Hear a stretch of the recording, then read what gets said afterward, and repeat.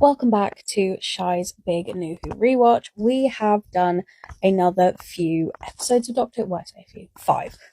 A few new episodes of New Who, and I want to talk about them. So this is going to be from Dalek to the Doctor dances, basically. That's kind of what we're covering today. So I want to start with Dalek. I have a love-hate relationship with this episode. Van Staten pisses me off because he just does. He is one of those who,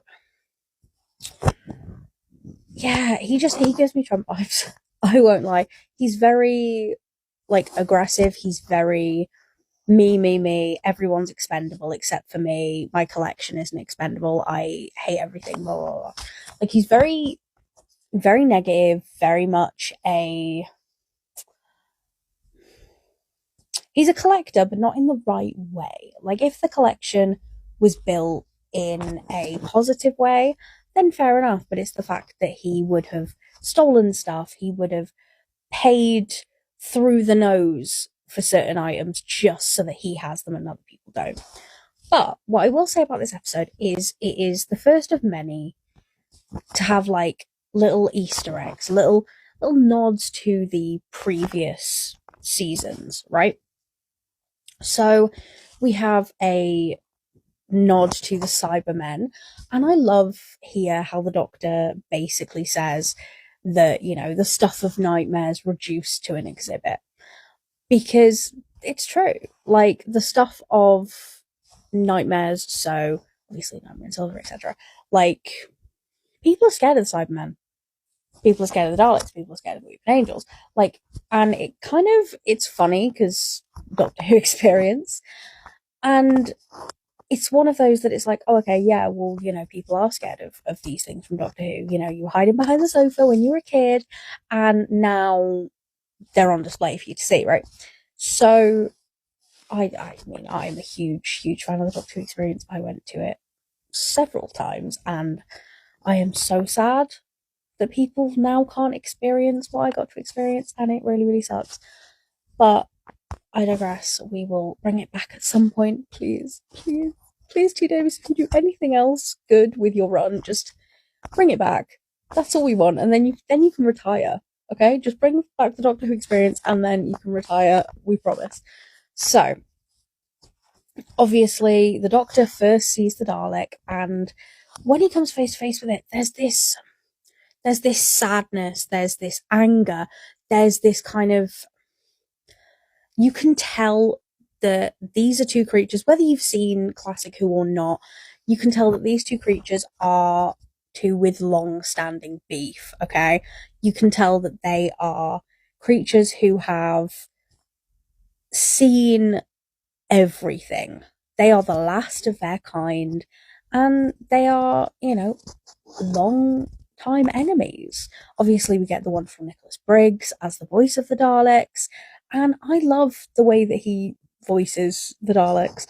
It's very nostalgic, seeing those specific style of Daleks as well.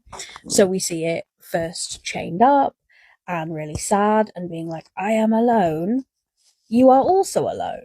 And then kind of trying to be yeah, we're the same, Doc. We're the same. But obviously the Doctor's we're not. We are not. No way. But yeah, we have all of that going on, and the Doctor's I'm literally an expert in this, Van Staten. Let me at him and, kill him if you want to live. Van Staten's no, this is really rare. We love this, oddity, basically. And it's that's not what he should be treated as, at all. This Dalek should be treated as extremely dangerous, but no, it's treated as a one-of-a-kind sculpture, essentially. And, right, I'm not telling you how to torture at all. But surely if you were going to torture this thing, you would take it apart to find out how it works. And then you'd see the little, goo creature inside of it, and you'd be oh, shit, that, this might be a hard exterior, but I can get into, the squishy insides of the Daleks. And, that is what they should have done, and then they didn't. We don't see the inside of the Dalek until like much later. But I digress. We first meet Adam in this episode. I do not like him. I think that he's kind of an irritating nothing burger. And yeah, I just really don't like the guy. Never gelled with him, never gelled with his character whatsoever. But him and Rose obviously built that rapport and, sort of go to try and speak to the Dalek. And Rose ends up reinvigorating this Dalek, and it's like, oh, what'd you do that for? What'd you do that for? And this starts kind of a few episodes of the Doctor and Rose having a bit of conflict, which you go into. You're basically living with each other on the TARDIS. So there's going to be those conflicts. But yeah, so he thinks that she has died at the hands of the Dalek at one point, and the look of kind of anger in his face, like it's loss, but it's also the Daleks have taken yet another person away from me. Because the Doctor obviously lost his entire family in like the Time War, he had to abandon everyone, and now he's lost Rose, or so he thinks. And Van Statten, again, does not give a shit, does not give a singular shit that, this girl has died, or that all of his security have died. Like, everyone that works for him, pretty much, bar like 4 people, have perished at the hands of this Dalek. He's like, no, we have to keep it alive. It's like, no, we don't. We really don't. But I like the line where the Dalek says to the Doctor, you would make a great Dalek. Because obviously, he's a fighter, he can give orders, like all of that kind of stuff. Like, I do like that sort of little moment. Obviously, I like seeing the Cyberman head. I like kind of a few of the lines that are peppered in about like the Time War, and also stuff that's going to obviously become relevant later on. So we kind of dealt with that. And Daleks can now fly, because obviously the goofiest thing about the Daleks is that all you got to do is walk up a couple of stairs and they're fucked. Slight incline, they're done. They're done for. But yeah, now they can fly. They can fly, stairs aren't a problem. So these are a new, version of a Dalek that are smarter, they are stronger. But in the end, goes kaboom. And I love the visual. I love the visual of the Dalek imploding, really, because obviously you see, the round things coming off. You then see, obviously, kind of I wouldn't say force field, but the kind of energy sphere type thing that comes about and kind of, just implodes into itself. And I love that. I love that visual, that it wasn't just a big bang. I love that. I love that it was subtle. I love that it was very sci-fi. And yeah, then the Doctor has to take Adam on board, and it's just like, why? Why do we need to do this? Why could anyone else? Was anyone else not free? Could take the woman that was there. Take Van Statten. I mean, wipe his memory and put him in a car park and, have him be a mad homeless man. Because that is essentially how he, that is his fate. His fate is to not know anything, have his memory wiped. And because realistically, he got so many people killed and he gave no shits.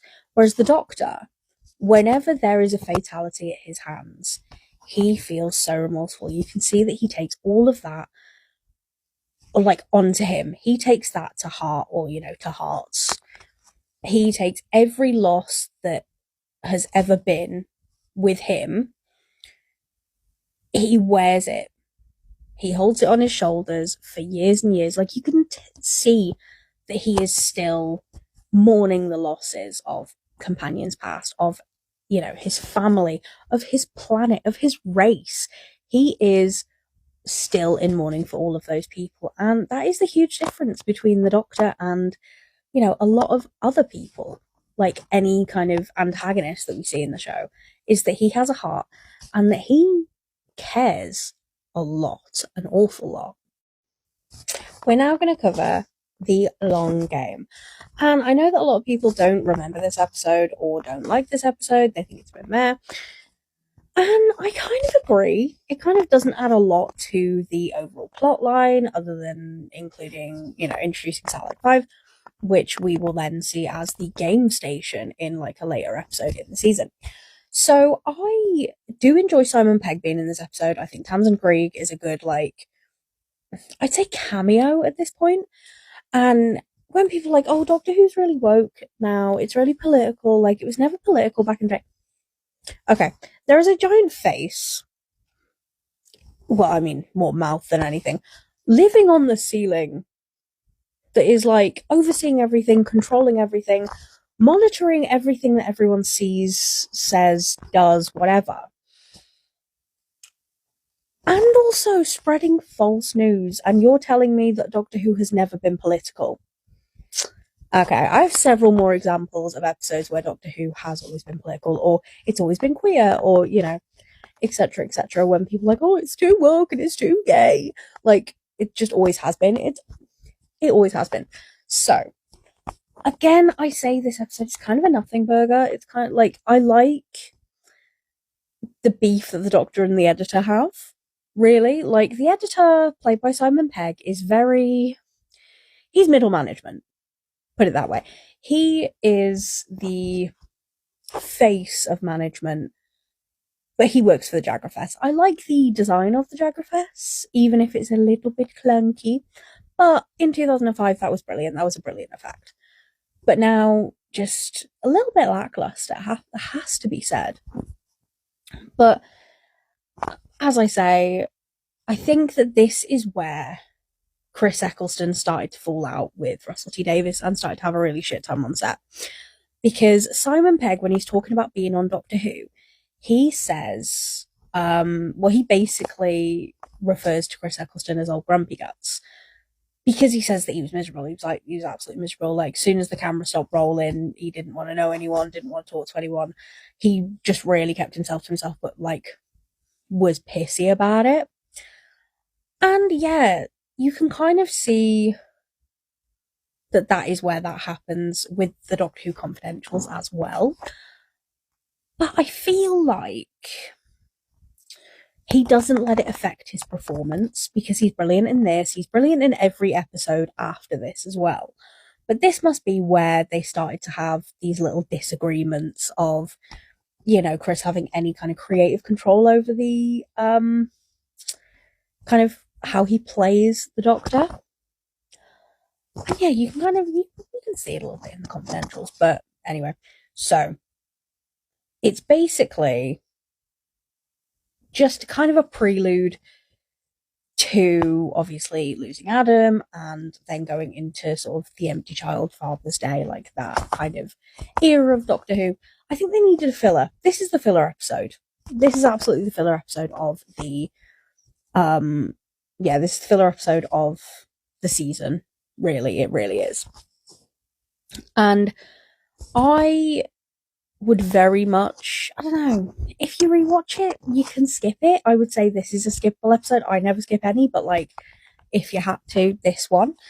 Because yeah, Adam kind of gets too big for his britches and is like, oh, I'm going to have this information spike in my head because I want to know all of the information without having any of the work to do with it. But yeah, we sadly lose Adam. Oh, big size for Adam. Oh, but it then leads us on to a brilliant episode, which is my favourite of the series, I would say. Yeah, I'd say Father's Day is one of my favourite of. We then move on to, like I said, one of my favourites of the favourite episodes of the season, which is Father's Day. I really like this episode because there's stakes, right? So Rose, as we know, was brought up by a single mom, Jackie Tyler, who, big up Jackie, we love you, Jackie. And, she never really knew her dad. And we didn't know too much about her dad until this episode. We didn't know about Pete Tyler. We didn't know, who he was and why he wasn't around. It could have been, you could have made the assumption of, oh, they're council estates, so he went out to get milk and never come back. No, he went out to get a vase, got hit by a car, and never came back. Like that. That is Pete Tyler's story. But obviously, we see that we see like obviously how that has affected Rose, and she's like, I can time travel now. I can go see my dad. So she does. She goes back to the day that he dies. And instead of being with him in his final moments like she's kind of supposed to, she just stops him dying. And that in turn, because, universe balance, blah, blah, blah, that summons some Reapers. First just one, and then three. I love the design of the Reapers. I think they're creepy. I think they're cool. Like, they're very inhuman, and I know, obviously, they are mythical creatures, they're aliens, they're, whatever you want to call them. But they look so cool. And they follow the Reaper rules of, like, things like Supernatural, where, if you stop one death, then other people have to die. And, it's the universe kind of taking control. But what these Reapers do is they just take everyone. They take everyone that is in their path, to be honest, because they want Pete Tyler. Pete obviously doesn't know that Rose is his daughter. I mean, he guesses, but he doesn't know to begin with. And it's nice seeing those moments between them because Rose is basically like, finding things out about her dad that she never knew. But she is also looking back at their relationship with rose-tinted glasses, if you'll pardon the pun. It wasn't meant to be a pun, but obviously, yeah. She's looking back with rose-tinted glasses of like, you guys had a great relationship. You loved each other because obviously after someone dies, it's very easy for you to look back at them and their life with, only the best in mind. By going, oh yeah, they were like this, oh, they were lovely, oh, we had such a nice time, like, your dad was such a brilliant man, he had, he was going to go into solar power, and he was going to do this, your dad loved you, blah, blah, blah, because that's what, her mum told her growing up, was that her dad was this amazing, amazing man, and they loved each other so much, but in fact, they weren't happy. They didn't like each other very much. They fit into kind of like the 80s, 90s, married couple, like stereotype, I'd say, of, oh yeah, can't wait to get away from the missus. And like the wife being like, oh, I will kill you in your sleep, Pete Tyler. Like that kind of dynamic, which I've never understood. Because if you don't like someone, don't fucking marry them. If you don't like someone, don't stay with them. But hey ho, is what it is. So they do not like each other, and Rose is like, this isn't what you like. Understandably, Jackie's like, yeah, well, you're just a little slut who's he's got on the side, blah blah blah. So she just assumes that Pete's having an affair with Rose, and it's like, no, God, no. But yes, there's obviously those misunderstandings, and it's a great episode because it is very much, these are the consequences of your actions. These are the consequences of bringing someone back. It also explores the Doctor having a family, because he says that all of his family are dead, he had to leave them behind. It also tells us about like fixed points. Obviously, we don't go fully into them, but like this is a fixed point. Like, if this doesn't happen, then this doesn't happen, and there's consequences to it. We also have the Doctor's first kind of foray into that everyone's important conversation, where the couple who are getting married are like, well, we're not important, are we? And he's like, everyone's important. Yeah, I've seen everything, but I'll never have that moment, like, round the back of the pub. Like, I'll never have moments like that. You guys are important. I also love the moment where he's talking to Baby Rose. He's like, you won't bring about the end of the world, will you? Will you? No. Because he's just so mad at Rose. But at the same time, he wants to save her life because, if she dies, it's kind of his fault. I would say in a way, but just in entirety. We also get to see a little Mickey, which I like. But yeah, I like that this episode has stakes. There's actually real consequences to this episode, whereas the last episode, there was no real consequences. What did it add? It added nothing to the world of Doctor Who in total. Whereas this one, is a brilliant episode that has stakes, has consequences. For the final part of this video, we are going to be diving into the Empty Child and the Doctor Dancers. I'm going to do both in one part here because it is a Moffat two-parter. It is the first Moffat two-parter that we get, and it is, you can tell it's Moffat. He likes it dark, he likes it tragic, he likes it to be a wee bit confusing, but hey-ho, Stephen Moffat has officially brought us the biconic Captain Jack Harkness, right? So I know how some people feel about John Barrowman. You are entitled to your opinions, as I'm entitled to mine. I think that Captain Jack Harkness is incredible. There is a reason that there was a whole spin-off made about him, because I know that it was about Torchwood. It was about, obviously, what happens when the Doctor's not there, like, who else cleans up the mess of, like, the aliens, and specifically in Cardiff. Who specifically cleans up the streets of Cardiff? It is Torchwood. So, yeah, Biconic Jack, we get the dynamic between Jack, Rose, and the Doctor is incredible. I love it, and I love how, like, Jack is kind of like a thorn in the Doctor's side.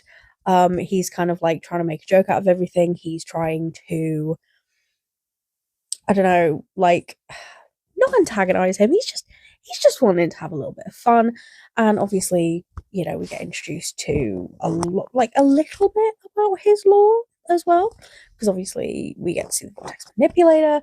We get to see, obviously, kind of how he fits in where it comes to time travel. We get to see how he fits in with the whole war that's going on. And yeah, this is an iconic two-parter, I would say. Like, a lot of people say that these are their favourite episodes within the Eccleston era and within New Who in general. And I see it. Like, The Empty Child is iconic. Obviously, we have this tiny little gas mask wearing telekinetic child who, like, can randomly make the TARDIS phone ring when the TARDIS phone isn't a real phone. Yeah. Because, yeah. He can make that ring, he can make wind-up toys go, he can make music players start playing, and, you know, all he wants is his mummy. That's all he wants. All he wants is his mummy. And it was kind of, the twist was obvious, I can't lie. As soon as Nancy mentioned Jamie, like, yeah, it was over. We knew from that moment, or at least I did, but then pattern recognition and autism, so I guess that's on me. So we get to obviously see, like, a caring side of the Doctor, like caring about Nancy, caring about Jamie, caring about, like, you know, this poor little boy who just wants his mum, and how on earth did he become this, like, empty child who can infect everyone? And we have, obviously, the scene where we see, like, the gas mask grow out of the Doctor's face. Obviously not, like, our Doctor, but the Doctor who is treating everyone for, yeah, gas maskedness, I guess, whose name is escaping me right now, but it's Victor Meldrew and then Gaius from Merlin. I'm forgetting his name. I will correct myself later at a later date, I'm sure. But yeah, so he has a gas mask grow out of his face, and I love that. As a horror fan, I love that. I know it's a little bit clunky as an effect, but it's beautiful. It's beautiful. I love it. I love it. But yeah, I like these episodes. I think that they're fun, but they're also kind of creepy. They're weird. They're going into kind of like wartime and what happened around then. And I love how Rose was like dangling, and she's like, right, I you know, in the middle of a war, wearing a Union Jack flag, like, on my top, and I'm dangling, like, and there's an air raid, like, because obviously she'd be prime target. But yeah, just this once everybody lives is iconic in this episode. I think Chris does some of his best acting in this two-parter, I'll be perfectly honest. And then we're going to move on to, like, you know, more kind of, not light-hearted ones, but they're, you know, the Margaret Blaine of it all. We then are going to move on to Bad Wolf. But yeah, I like these kind of explorations into, you know, family and, like, the whole found family of it all as well. I really, really like how Nancy is obviously caring for these homeless lads. Like, she makes sure that they get fed. She is just, she's one of those people who the Doctor meets who you just think, do you know what? She's a good egg. Because he meets some fucking awful people, but Nancy's one of the good ones. But yeah, this just starts obviously Jack's um foray with the Doctor, and I love him.